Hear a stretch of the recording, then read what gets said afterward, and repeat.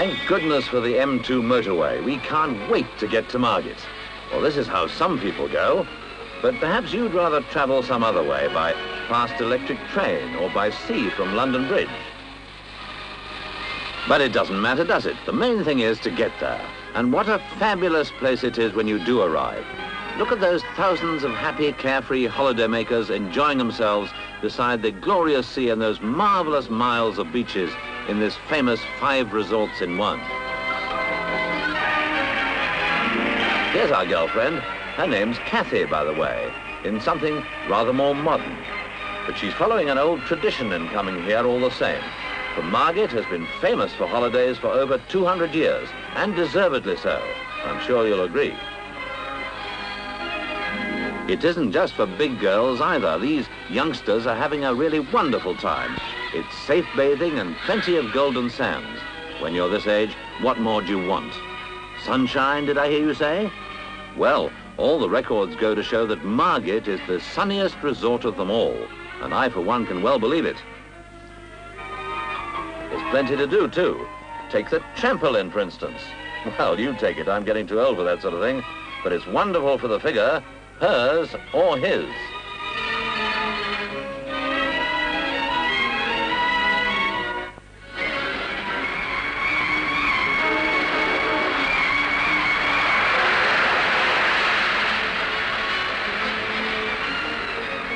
Any more for the Skylark? Modern style?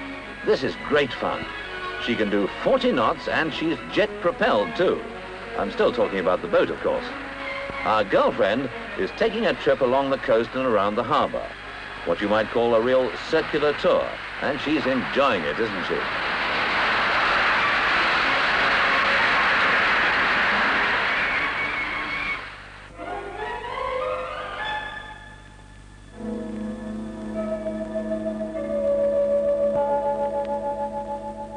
Now where's she got herself? Hush! We're in Margate's famous grotto.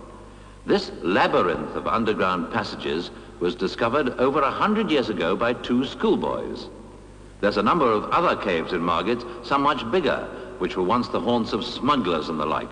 But the grotto is unique, for every inch of its walls is decorated with the most elaborate patterns, all made out of seashells. A wonderful and intriguing sight it is.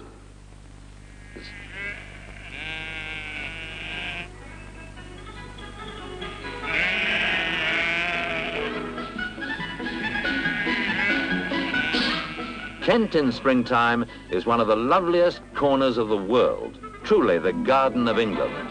Apple blossom and lambs in the orchard, it's all here. And wonderful displays of cherry blossom in the streets of Margate itself.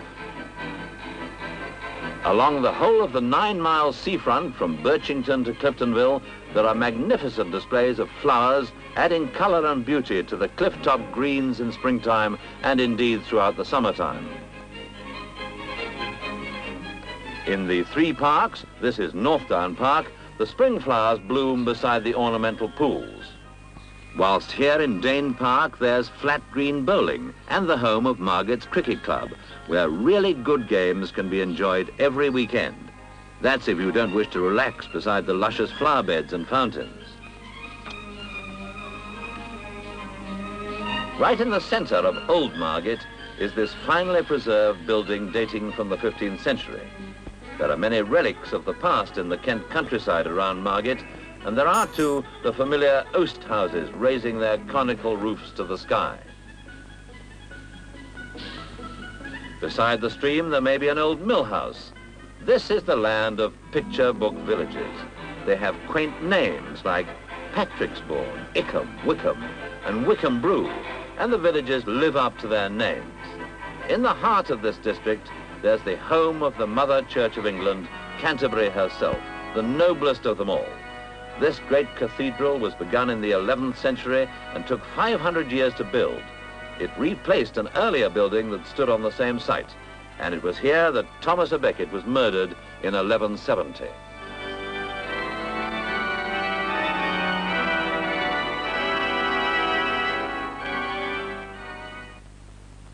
Back on Margate beaches, do I see a familiar face? Ah, yes, it's Norman Vaughan. he was having a swinging time at the Winter Gardens Theatre with a host of other top-line stars. Near the Winter Gardens is the Cliftonville Lido, a very popular rendezvous with its swimming pool and theatres.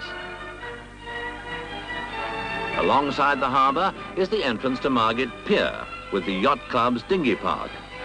And not far away is the kiddies' boating pool. And then there's the town itself, lively and attractive. In case you need it, here's the information centre to help you with your holiday accommodation. The great thing about a holiday here is that you don't have to spend it all in the heart of Margate. At Cliftonville, as well as the other parts of the resort, the continental sun-deck cafes project over the beaches. But below this sun deck, there's a rather peculiar activity going on. My goodness, what an enormous ball. After Cliftonville, we visit the charming village square at Birchington, and then on to those other delightful beaches at Minnis Bay, Westgate Bay, and Westbrook Bay.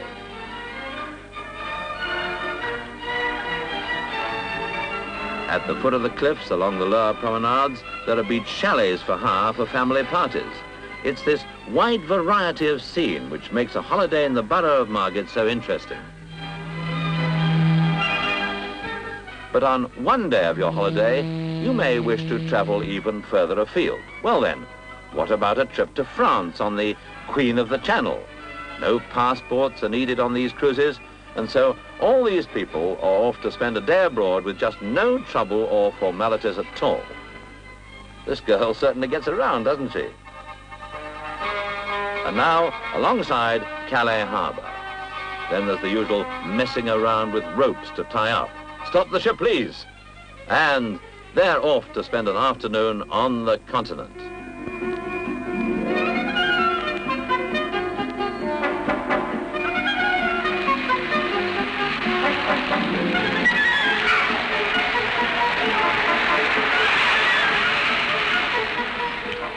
Aren't French policemen wonderful?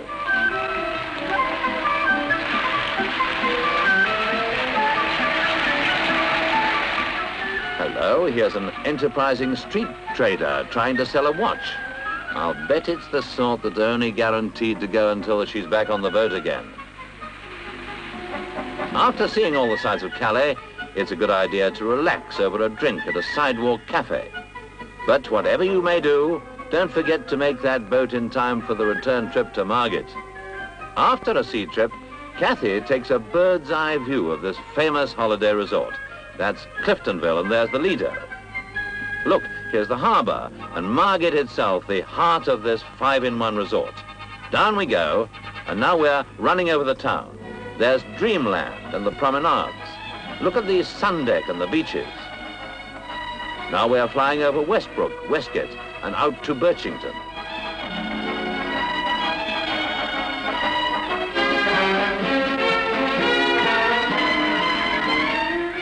I say, she's really getting flighty, isn't she? This is just another way of getting a panoramic view of Dreamland, Margate's vast amusement park. Anyone who dares to go on this sort of thing has my respect and good wishes.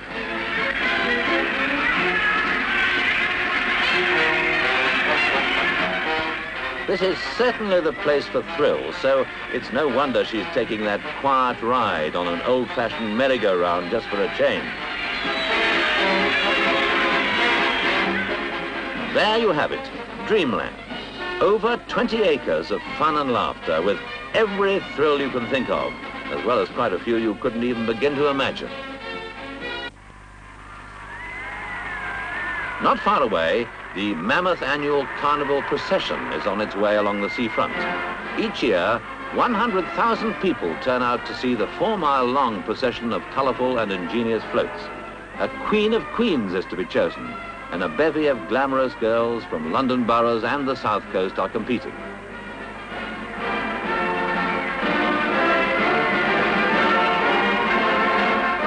By now, dusk is on its way, and sunset puts an end to the day on the beach. But at Margate, life's only just beginning. Let's go and sample some of its nightlife. 20,000 lights make the promenade really sparkle. The whole town is awake and out to enjoy the fun. It's no time to stay indoors. Back to Dreamland after dark. It's really beautiful, isn't it?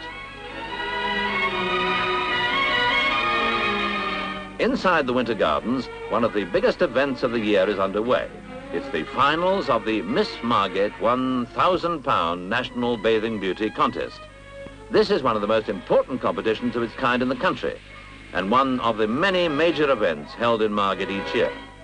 Naturally, our girlfriend has entered. Here she is, looking absolutely the tops. Let's wish her all the luck in the world.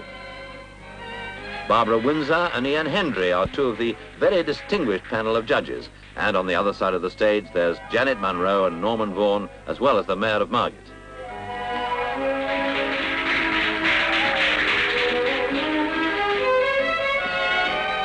They have to decide just which of these beautiful girls is going to walk away with the Miss Margate title and hundreds of pounds in prize money. £1,000 is the value of the prizes to be given away in the national competition, and these young ladies are all out to get the first prize worth nearly £500. What a decision the judges have to make. What responsibility. You think you'd care for the job?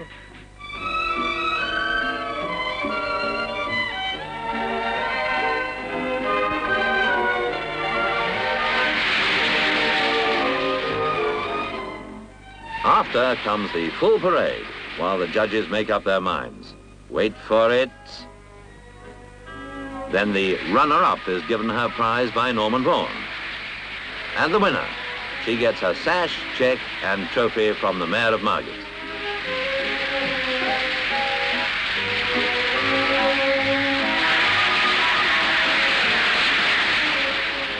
What a lucky girl. With a face and figure like that, I'm sure she'll soon be setting off some fireworks. And there they go. And talking of going, it's time for us to be on our way too. We've had a thrill-packed holiday, a really wonderful time. Now, like Kathy, we must say goodbye.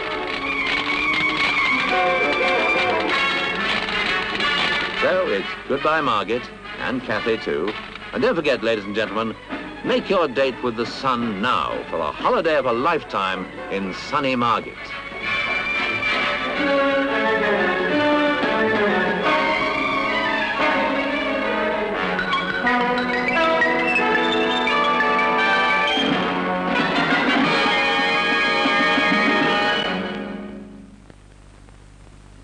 An invitation to Date the Sun at Margate. Send for official holiday guide. Peter Bedford, Information Centre, Margate. And a 9-penny postal order, please.